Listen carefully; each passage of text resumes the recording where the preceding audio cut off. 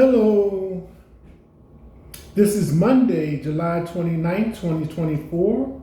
This is The Side Show, and I'm Theodore Parker, coming to you from Kentucky, Lexington.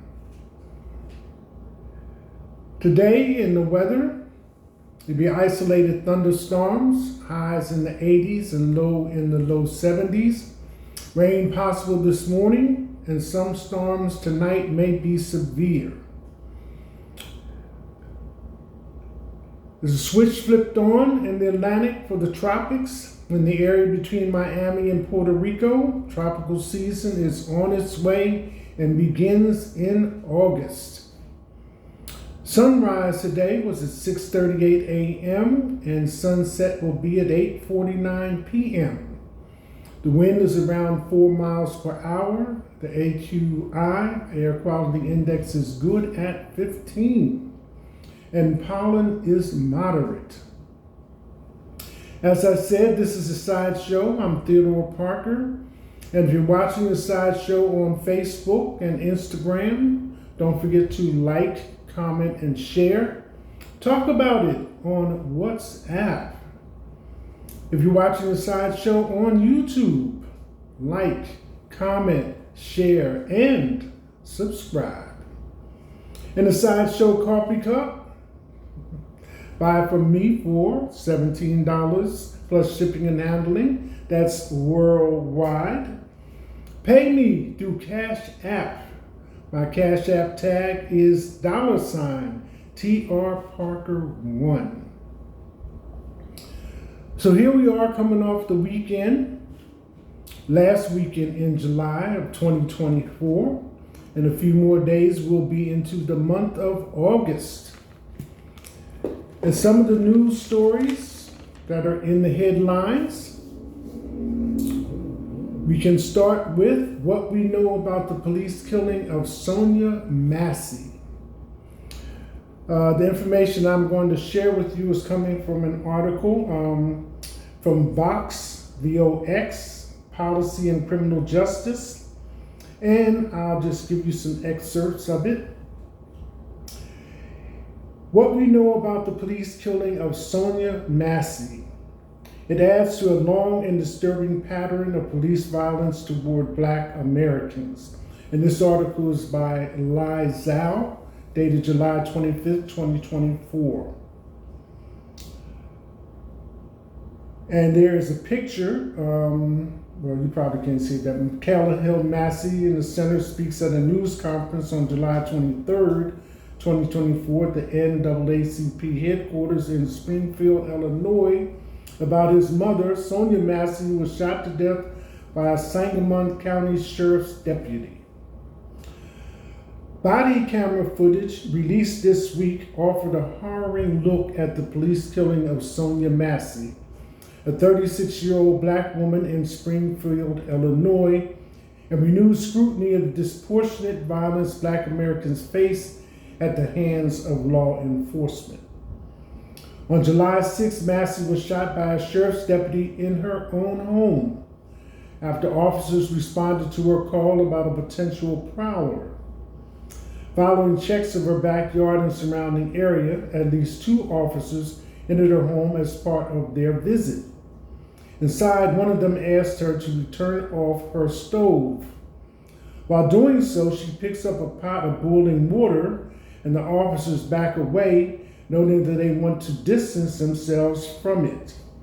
She makes a comment about rebuking them in the name of Jesus, at which point one of them, Sean Grayson, shoots at her 3 times, including once fatally in the head. A grand jury has since indicted Grayson on 3 counts of first-degree murder, and some law enforcement experts questioning why he shot Massey rather than pursue other alternative responses like adding more distance between them or using a taser. The shooting also adds to a long history of police violence against Black Americans and underscores how enduring the problem continues to be. In 2020, mass protests erupted across the U.S. following the police murder of George Floyd, Minneapolis, Minnesota, after an officer knelt on his neck for over 9 minutes.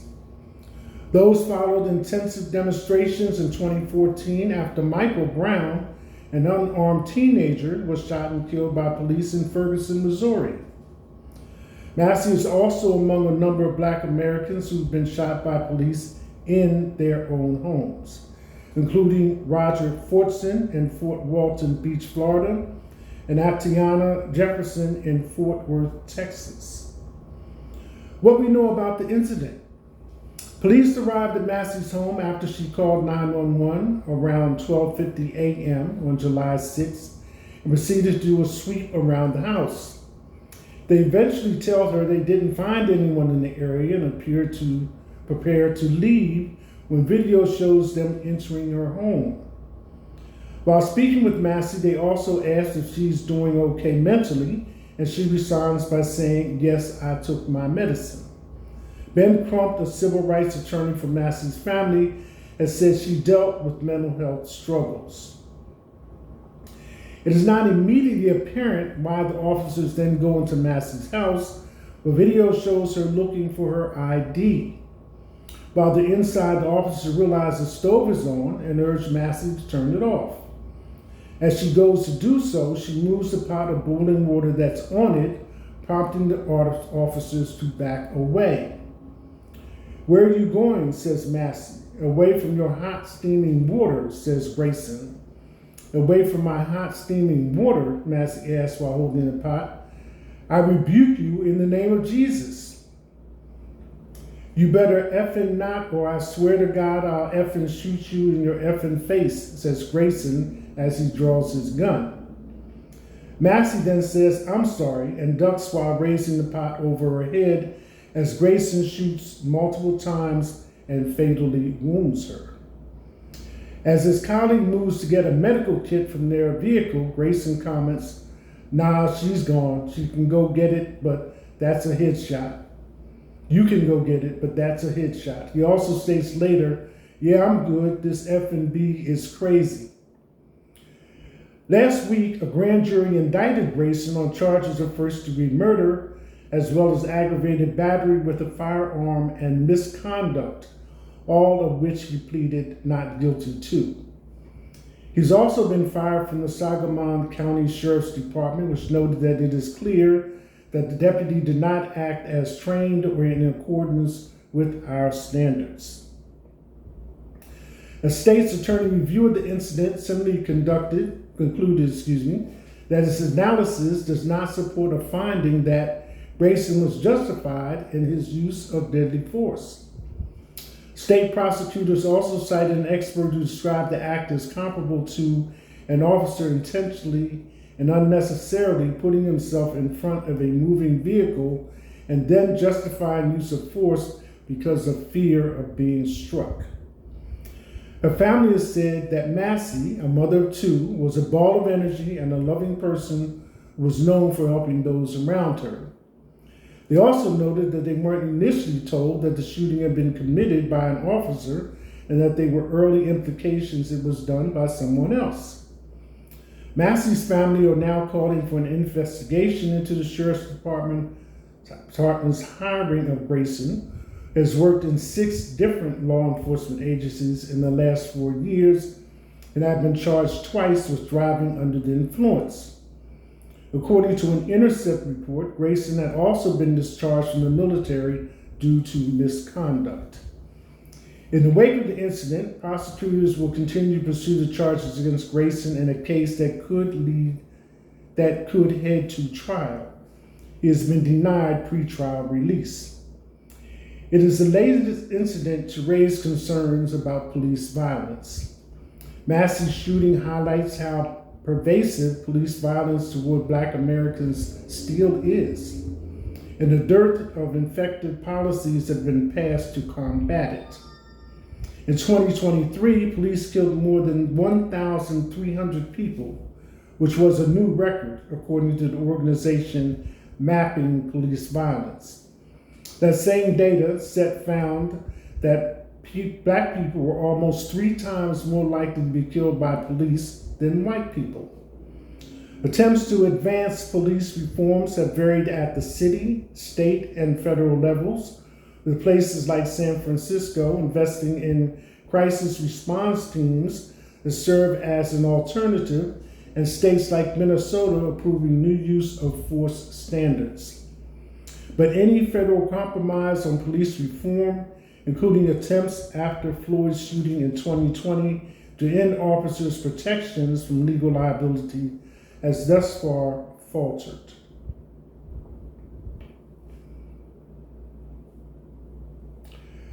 So it's a tragedy, one amongst many that continues to surface, appear by certain types of police officers in the performance of their duty, which is to serve and protect.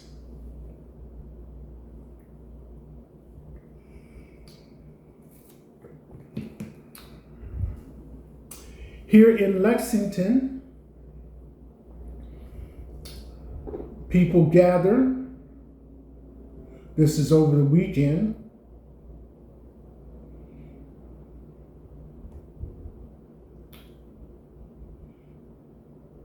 Just 1 second here. I'm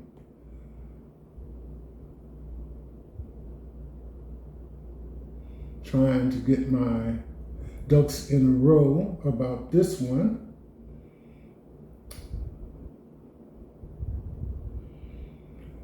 There was a Virgil in coordinated effort since the incident with Sonia Massey, where there were comments made by women from the city of Lexington that also expounded and confirmed the need for people to be cautious in regards to police officers coming into their homes and subsequent misconduct by same. So people gathered in Lexington for a day of mourning.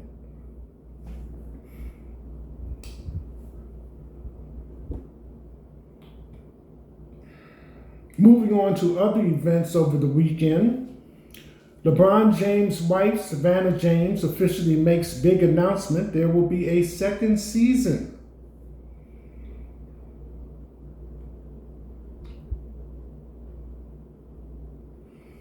As her husband and son star for the Lakers, Savannah James is also making moves with her Everybody's Crazy podcast.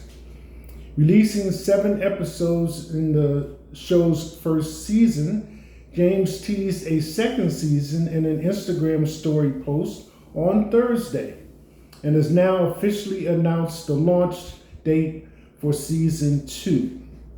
Season 2 is coming August 6th, and it's even crazier. James and her co-host April McDaniel wrote in their big announcement on Instagram.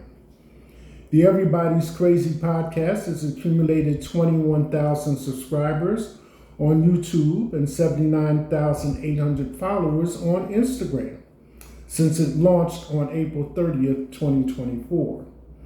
Receiving some free promotion from LeBron James, the show's merchandise was recently worn by the Lakers star while attending a WNBA game.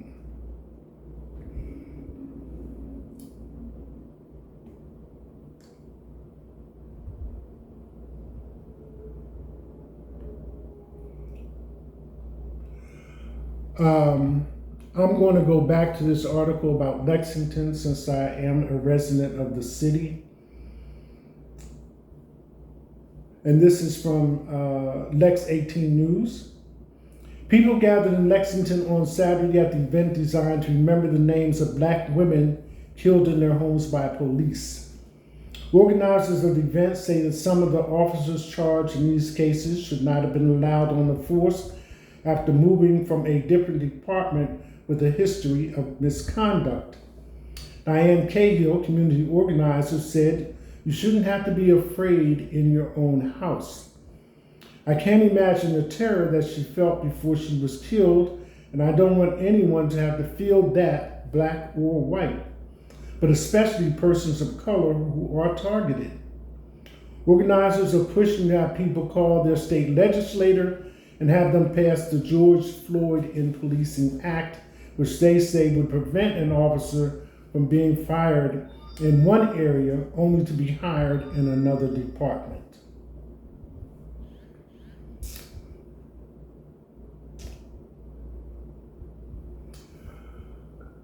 The Olympics. This was our first weekend experiencing the events in Paris after the opening ceremonies on Friday.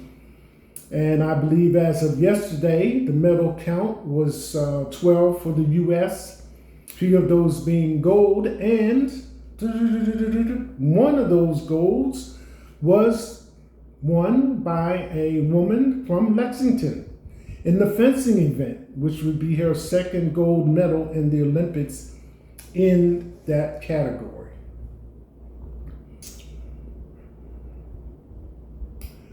Moving over to politics, J.D. Vance calls for federal response to block women from travel for abortions. I think this is going to be pretty much the tone of it, coming from the vice president-select for running mate for Donald Trump in the election campaign for president in 2024. Comments of this nature, which puts him opposite in the tri-state area, Kentucky, Indiana, Ohio, or Kentucky, Ohio, Indiana. And Vance is known for his book, Hillbilly Elegy, which got converted to a movie, and what Kentucky and Ohio residents share is the Appalachian Mountains. So the presentation that Vance makes about his life coming up in Appalachian Mountains compared to, say, the governor of Kentucky, Governor Beshear, is just two opposite things. So I think in the latest news release, Governor Beshear did say that he had spoken with Kamala Harris and was definitely supporting her in a news conference over the weekend. A little bit of history on the next one. I am Mark Zuckerberg's former Harvard roommate and a London 2012 Olympian. Now I work with stars like Jay-Z. Samir Lane once shared a bunk bed with Mark Zuckerberg, and he was just the 14th ever user of Facebook. After working in business with A-listers such as Will Smith and Jay-Z, Lane has launched the next chapter of his incredible life with the Freedom Trail Capital Investment Fund. Lane and his wife, Ayanna Alexander Lane, started the company in 2023 and are building a $50 million fund.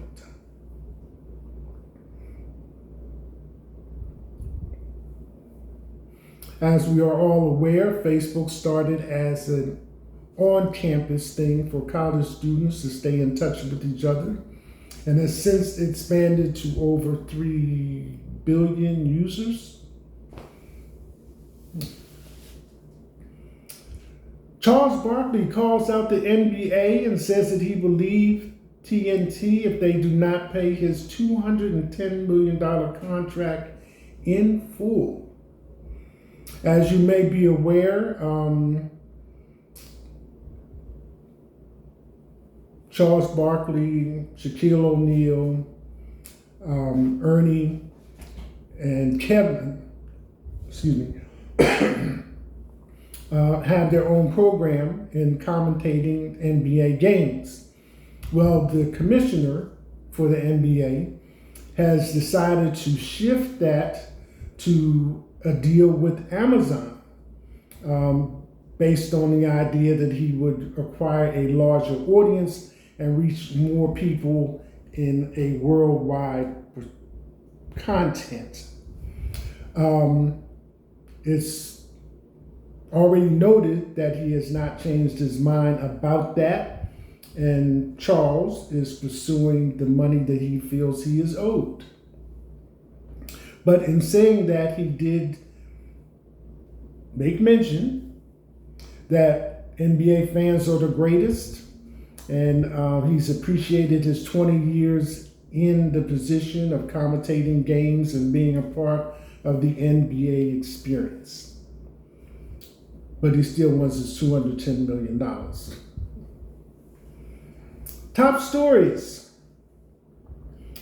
Trump's won't have to vote anymore remark didn't mean anything, says Chris Sananu claims. I'm just going to kind of like leave that where it is. This is one of the governors of one of the 50 states in the United States. And Trump has said, due to in a video clip, that people say he has changed since the incident where there was an assassination attempt on him. And he says he has not changed, and these are his words. He may have even gotten worse, quote unquote. Elon Musk shares manipulated video of Kamala Harris in apparent violation of X's policies. That's explanation enough. Local SWAT snipers saw Trump rally gunmen 2 hours before assassination attempt, according to texts between officers that were present at the time. Specifically, one officer was leaving the meeting prior to the event and was securing his weapon in his car and passed by the gunman and texted back that he was present and would probably be aware of their location. Schumer, Trump's VIP pick, one of the best things he ever did for Democrats. Israeli response to soccer field attack could tear Lebanon apart. Secretary of State Anthony Blinken urged restraint Sunday after a rocket attack on a soccer field in the Israeli-occupied Golden Heights killed 12 children and teens, a strike that fueled outrage in Israel and pushed it to the edge of all-out war with Hezbollah in Lebanon.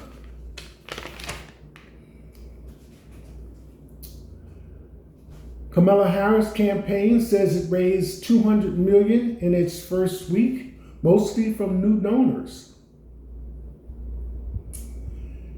Democrats are hard selling Kamala Harris' message that Trump and Vance are weird. Dramatic twist of portrayal in Sinaloa cartel arrest. I mentioned this in an earlier broadcast about Zambada and Guzman Lopez, El Chapo's son. So here's a little more information about it. Zambada's lawyers claims half a dozen men in military uniforms ambushed his client with the help of Lopez.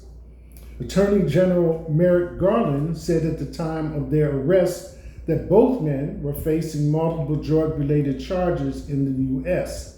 This is based on Guzman betraying Zambada, who co-founded the Sonata drug cartel with El Chapo, and bare feelings from that. So originally I had said that I couldn't understand why he got on the plane, or what time of day it was that he got on the plane, and didn't know that they were not heading into Mexico to look at some real estate. Now, these additional details have come forward. Guzman was possibly have arranged a plea deal if he brought somebody in. Here we go. Attorney General Merrick Garland said at the time of their arrest that both men were facing multiple drug-related charges in the U.S. A bounty of $15 million had been issued for Zapata, who evaded capture both by Mexican and U.S. U.S. officials for decades. I found out about the $15 million after I made the broadcast about what went on between the two of them. Donald Trump jumps to defend female Secret Service agent who shielded him from assassination. FBI issues definitive statement on what wounded Trump in rally shooting. The FBI issued a statement declaring former President Donald Trump was struck by a bullet and not glass or other shrapnel almost 2 weeks ago when a gunman fired on him at a campaign rally in Pennsylvania. Other small things that I've noticed in the news that may be of some significance to you. Food recalls, especially here in Kentucky for listeria. You might want to check all of that, on your personal time and see if that affects any place that you shop for food items. And the other thing is the CDC has on several occasions over the past months, during the summer, maybe a little bit prior to, passed on alerts as to certain diseases that are seeing a rise in numbers. That might be another thing that you want to check out on your own time. Monday, July 29th, 2024. This is the Sideshow. I'm Theodore Parker coming to you from Lexington, Kentucky. That's it. Hashtag